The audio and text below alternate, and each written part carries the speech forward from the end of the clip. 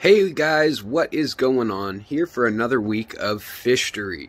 Thank you so much for being here and making it happen. To all my members, you guys get this for $1.99 a month, 16 times a month, and get the breaking news having to do with fish, freshwater ecology, and sometimes saltwater ecology, with a twist of history and any aquarium hobby news that's also in there. So, thank you so much for doing that and supporting the channel, as well as anybody on the Aquatic Morning Show who just tunes in and also supports that channel and show and Jess and everything they're doing over there. So today we've got an episode that is based off an article out of the Monterey Bay Aquarium by a PhD holding woman by the name of Kim Fulton Bennett, an ichthyologist, and she is studying Humboldt squid, actually, which aren't fish.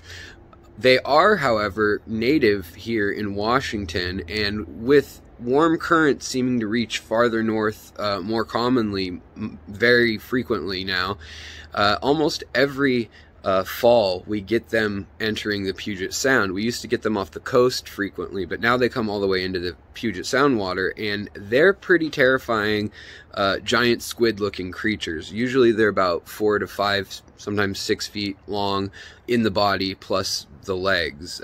They can get bigger, they can be smaller, but that's usually what the adults seem to be around here by the time they get here. With all that said, they are formidable predators, and their group often resembles a feeding frenzy when they find something to eat. As they hunt, though, these squid communicate with each other, and they use patterns that change color from dark to light on their skin. The changes are visible even in the darkest depths of the ocean because the squid's entire body glows so that the patterns of the backlit-like world are like backlit e-reader screens, the paper white Amazon Kindle type thing. So researchers were watching this from a remotely controlled submarine and documenting out in the Monterey Trench there what these guys were doing when they were feeding. And by guys, I mean squid. I don't want to misgender them, sorry. Gals, it's, theys, the squid. But anyways, Stanford University and John Hopkins Marine Station collaborators Ben Buford and Kim Bennett, who I mentioned, they were quoted as saying when sitting down for an interview, Ben, I was fascinated by the idea of deep sea squid having all these complex behaviors, even when they're in deep water where there's almost no light. My goal was to study ways to figure out what they were doing, what they were saying, and what these behaviors were about to an environmental context and to a social one. So they analyzed the video at a depth of 266 meters to 838 meters, 870 feet to 2,700 feet, and they detailed really odd behaviors with over 24 body pattern markings just in the pigmentation. Now beyond that, they also could hold their legs in different patterns. They could bend their body or squirt water or do all sorts of different things. And the squid often use standardized body postures and movements when they're feeding. These appeared these appeared when they were feeding, but not in individual squids. So that suggests that the postures are specifically related to the process of hunting prey rather than a method of communicating with the same species to some extent. But on the other hand, the squid don't do this when they're hunting alone. So they're probably saying something to each other while they're hunting, or possibly even coordinating their hunt, which would be incredible behavior. So based on their observations, it's really a lot of combinations. If you think about 24 different color combinations and the fact that they can light up or not, they said that it almost gets similar to the mimic octopus or the cuttlefish that are found out in the South Pacific, with the amount of ways they can express their coloration and however they want to show off their mood or thoughts, I guess. Who knows what to call it. But if one squid is weak or vulnerable, the others will often attack it. They happen to be cannibalistic. So when we hook Humboldt squid on a fishing line and try to reel it in, frequently other squid will follow it all the way to the surface and even sometimes pull it off the line and eat it. Despite the free-for-all appearance of their feeding frenzies, researchers noted that foraging Humboldt squid avoid direct contact or physical competition for prey amongst each other.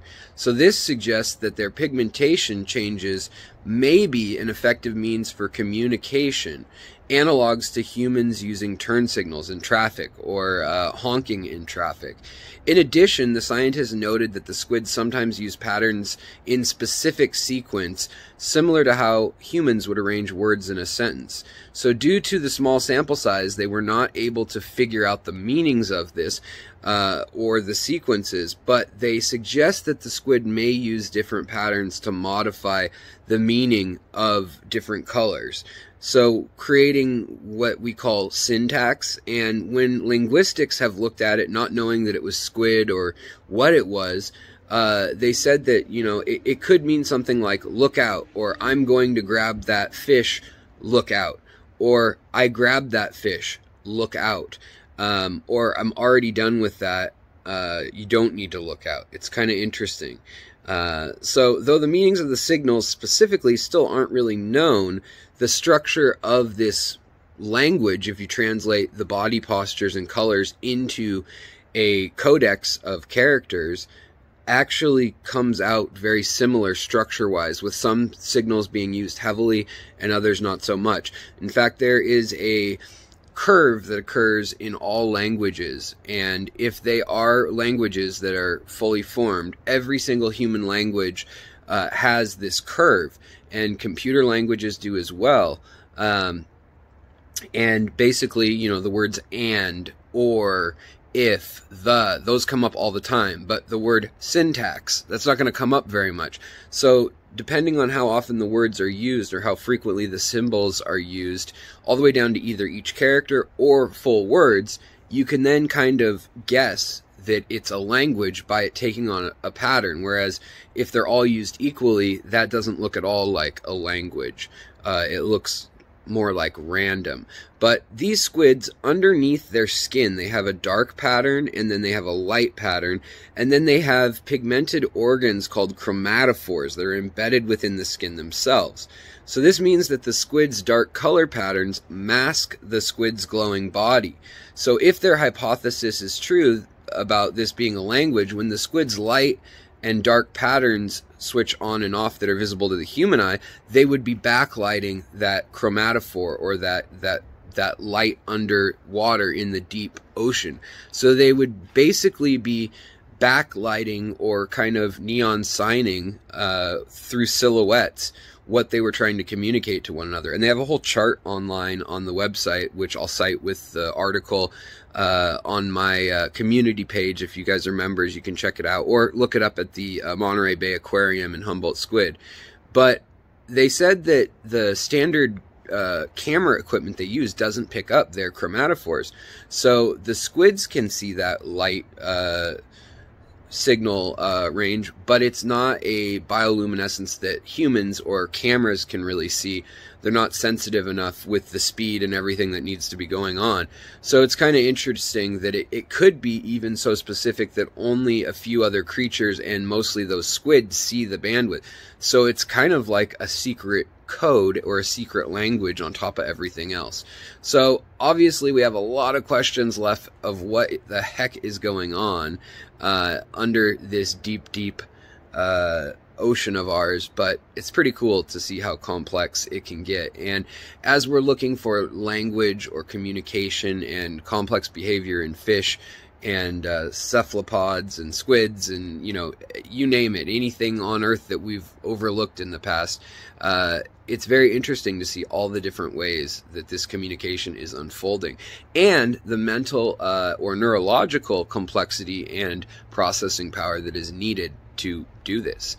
So thank you so much for watching, and I'll see you next time. Back to you, Jess. Talk to you guys later. Bye. Hey everybody, what's going on? It is Fishtory here on the Aquatic Morning Show. I hope everybody is doing swell, but not swollen. So, I have some great news if you love glowfish and fish that humans have smashed together into new species. So, if you don't love that, well, I have some bad news. So, there are new glowfish, and there is a memo that went around this week that says, I have an entire line of new glowfish available this week. Glowfish Pristellas. They're available in 3 beautiful different colors. The first time we've had a rollout with such a nice mix. They keep a little bit of the Priscilla tetra pattern and color just down in the fins, so they are distinct from our traditional glowfish TM tetras.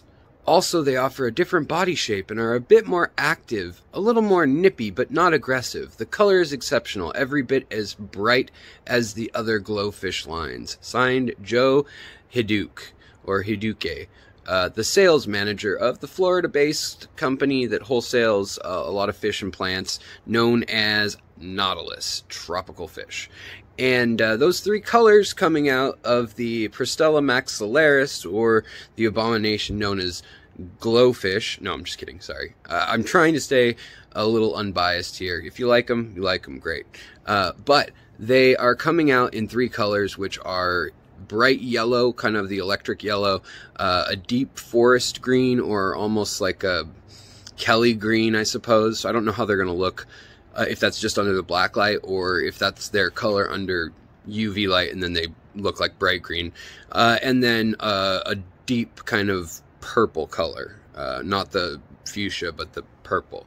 So these are obviously man-made and have been in the works for a while, using different proteins from sea cucumbers and jellyfish and sponges and corals and things like that, that they work into different species.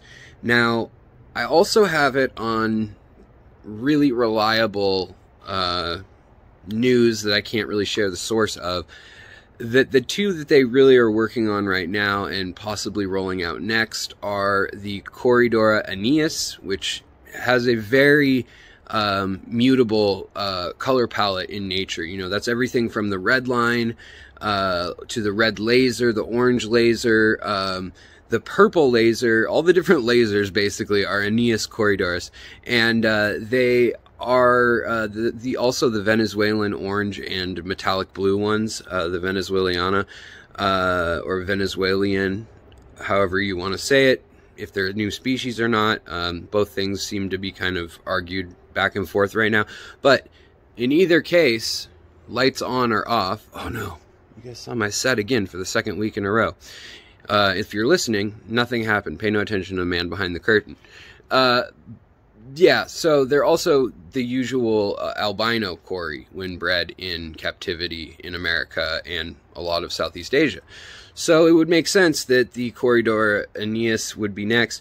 The bony body on it, I think, is probably what's given them the most trouble. Now, maybe there's a way to make plate armor iridescent, or fluorescent, rather. I don't know how or what would do that. Just the way the proteins are built normally, it would have to be a little new. But if they could do that, I'm sure they're going to do plecos and other things too.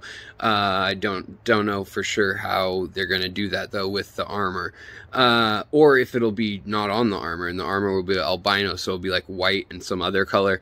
And the other one, they're getting more colors for the betta, which are rolling out in different times in different parts of the country.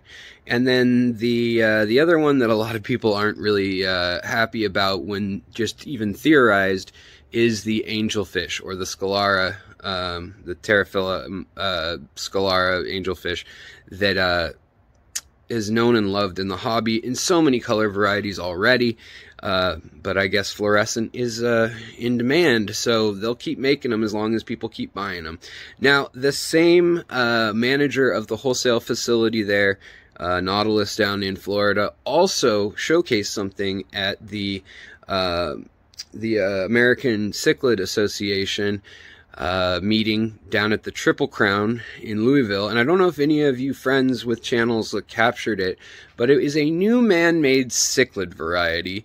And he wrote retailers from the show floor of the Triple Crown Convention Center room in the hotel complex at the ACA. And Hidoku, man, I cannot say his name. Hidouke. It's Hiduke. I'm assuming it's Japanese, but I could be totally wrong.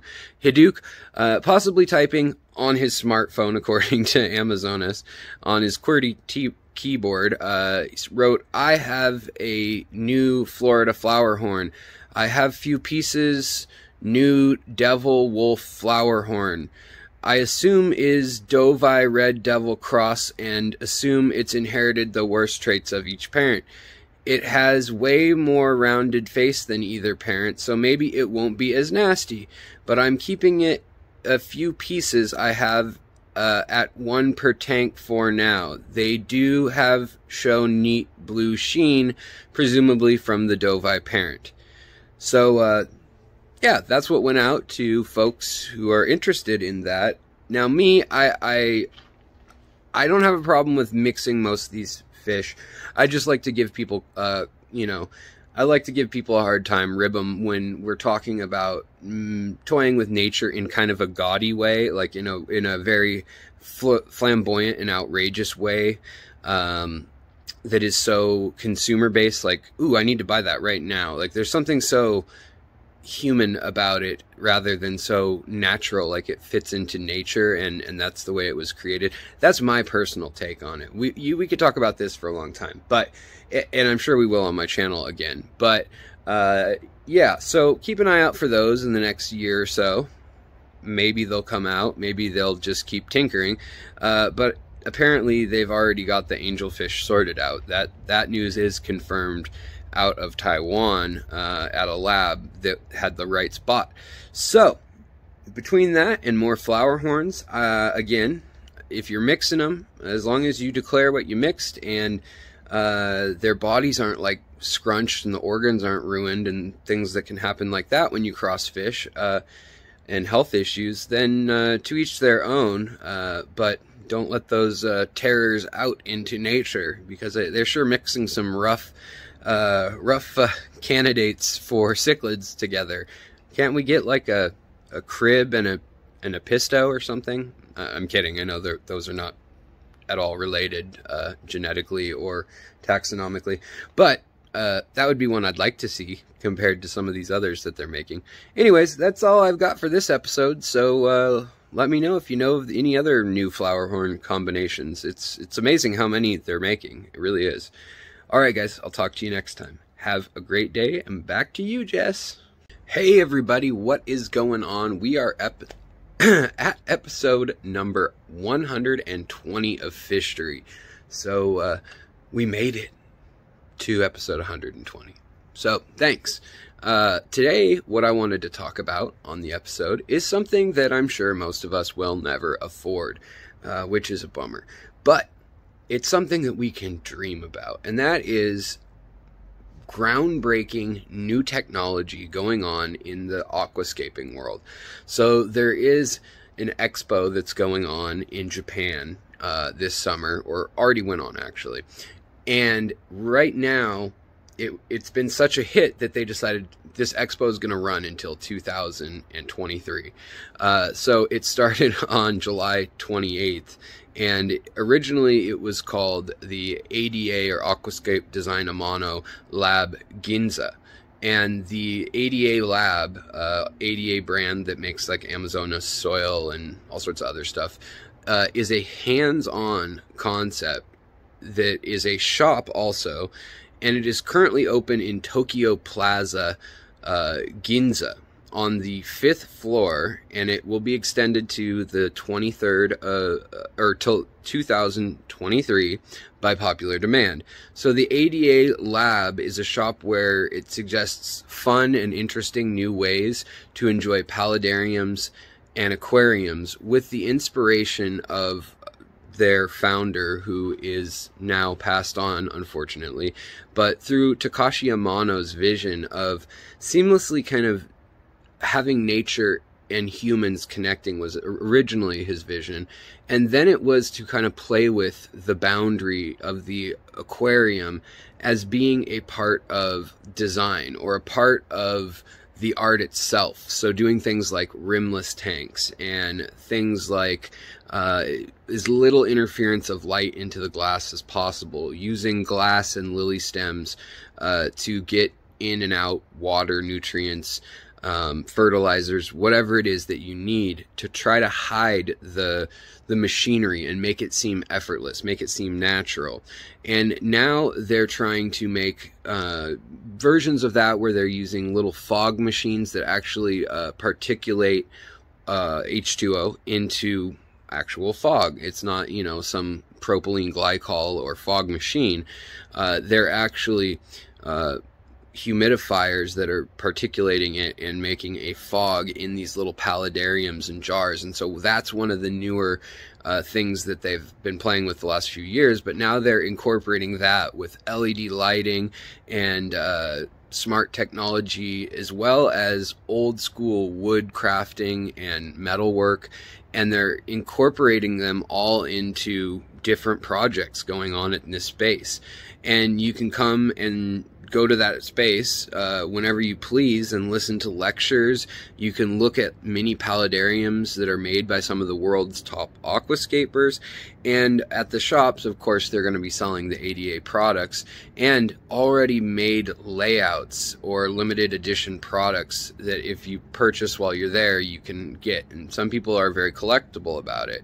But they also have a website for people who are overseas, and it's in English as well as German, and I mean, it's in a whole host of languages. But really, the main aquascaping centers seem to be Germany, Southeast Asia in general. So you've got Malaysia, Thailand, Singapore, Taiwan, and of course Indonesia being a huge hub. And there are also creators from those places coming and working in the space during this time also. But the website is https:// of course, and then it's just ada-laboratory.com. And they'll be putting up new things and changing what's on display there. And it will be going through the end of January now. And it's just, I don't know, it's kind of cool. I sure wish I could go. Of course, I'm not going over to Tokyo, but apparently it's open for about 10 hours each day, 8 to 10 hours each day, and they're going to be showing off also new technology in lighting. They've got kind of a new look for ADA. Instead of all the metal and glass industrial, post-industrial look, they're actually using like plastics, and there's some talk that they might be talking about more renewable things. So whether it's metal or glass, then it just needs to last, and glass is reusable, metal's reusable. But if it's something like plastic, maybe it's a bioplastic or something else like that. So that'll be interesting. And while we're talking about this on this mini kind of talk of an episode, and I encourage you guys to go check them out. They're not sponsoring anything I do. I wish they would. But there's a company called Pisces, as in the fish, and the astrological sign. And they are releasing a whole new line of rocks for aquascaping in the U.S. So they're actually over there trying to kind of show off their stuff at the same time. And at trade shows, they were in Germany, and they'll be in Vegas at, World Zoo type events, all those big industry events. But what's interesting is what seems to be coming into style are more flashy rocks with crystallization, like mica and schist and quartz, that don't necessarily look as rugged. And I haven't seen any big aquascapes with it yet. I've just seen what the lineup will be, and read the different kinds of rocks that Pisces, as well as Dennerle and Petco, PetSmart, they all have series of stones that they're selling. Series of Siru, if you will. But it seems like the big box stores are getting the stuff that was popular 10, 15 years ago, and marking it for 30 or 40 bucks for 10 or 15 pounds, and then these newer ones are trying to get more exotic materials. These newer startup companies, or just companies like Fluval that do other things already in the aquarium field, are trying out their hand in the aquascaping line of things on a little bit higher entry level price.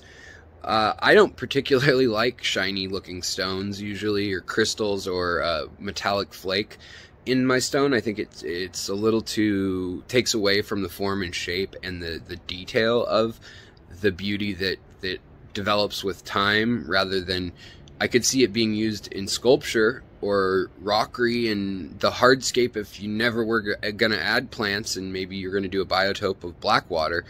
But that's just my personal opinion. What do you guys think? I'd like to hear it. That's all I've got to say about this issue, unless anybody wants to go to Tokyo and bring me with you in your luggage. That's what I've got to say, and we made it through 120 episodes, and a haircut, and a lockdown. So, wow, we've been through a lot together. Thanks, guys. All right, I'll see you on the next one. Talk to you guys later. Bye! Hey everybody, what is going on? We're here with another episode of Fishtory, and today we have a mystery. There is a mass European fish die-off, tons in the British sense, Tonnes, the European sense. Tons of fish have been washing ashore on the Oder River in Poland.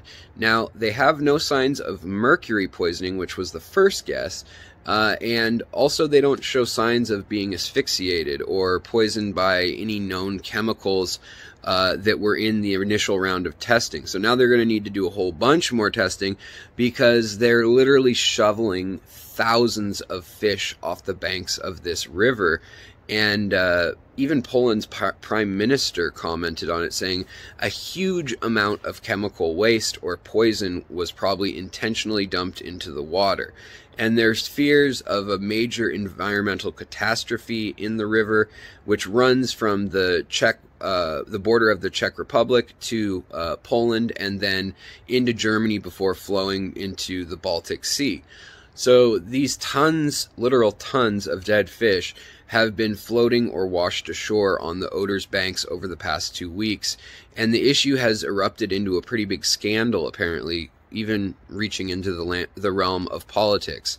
So Polish leader Mateusz Morawiecki has vowed to hold those responsible to account, and his government has posted a reward of 1 million of their currency, which is about 180,000 pounds, or euros, I guess. You know, it'd be somewhere around 350,000 euros, or dollars right now. They're pretty equal.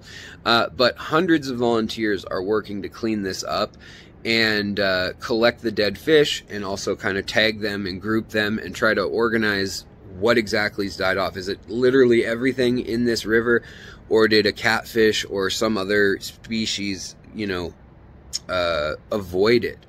And so in the western area, they've warned people not to eat or use any of the fish from there, not to even go in the water. And also there's been a whole lot of problem with drought in Europe, and so a lot of people are wondering if something could have leaked, or if a normally diluted substance could have been coming out in concentration somewhere, or if it was literally a dump, as people are kind of suggesting on the television over there in Europe. There's been both German and Polish politicians kind of hinting at that it was either a company or a group of people who are intentionally doing something, you know, but the testing's not in. So it's just kind of an interesting thing to note. Now, while we're talking about that, California also had that mystery that we talked about last week, when thousands and thousands of fish died. Well, they know that was from the fire now. So it was not from the chemicals used or anything like that. It was from the actual forest fire, and what it was ash and acidification of the river, plus oxygen depletion in the river, as that forest fire moved through the banks of the river. Lots of them lost their integrity when the trees burned, and actually the roots smoldered for sometimes a week or two after the fire had moved on and cooked like charcoal basically. And then when those lose their integrity, the whole hillside can slide out. Unfortunately, it killed quite a few of the endangered species that were living there too. So they're hoping that things will rebound. But in even worse news, in events so far not yet explained, in Southern California, apparently at the fishery that is supposed to restock the Klamath River as well as a number of other places, over 21,000 juvenile fish, 6 inches and under, were poisoned, as well as several other groups of fish other than salmonids and, trout and salmon. So unfortunately, they have also lost the state's biggest provider of introducing those fish back, the endangered ones. So it's just really bad news after bad news. And, we can't seem to catch a break. Plus, with the temperatures, there's some thought that those rivers may actually get too warm for those salmon anyways. And in that case, people have to come out with fire hoses and things. They have to corral the fish they can find and literally break that water surface tension and spray the top of the water to break up the heat when it's 110, 115 degrees in some of the locations. Just really, really hot temperatures. Usually you get a day or two of that at most, and it's kind of one for the record books. But the last 3 or 4 years, they've been seeing more and more of this, more and more days of the summer, 4 or 5 days in a row, and several different times throughout the summer. And it's yet to be seen if these fish can survive it. For that matter, the same thing is going on in France. The same thing is going on in England as well. And even the mouth of the Thames, or the Thames, or the Thames, however you want to say it, river, it's the Thames if you're from England, has dried up also, which is spawning ground for fish also. Not necessarily as many protected or anything, but it's just bad news all around for fish in the northern hemisphere. So stay posted. I don't want to do too many little episodes on every little thing because there's literally hundreds of stories coming out as we speak. This week there were over 100 from different locations around the world. But I wanted to shed a little light on 2 of the weirder stories that we'd kind of run into and just touch base there. So I will talk to you next time, hopefully with some more exciting and lighthearted news. And I hope you guys have a wonderful day. Take it easy, and I'll talk to you later.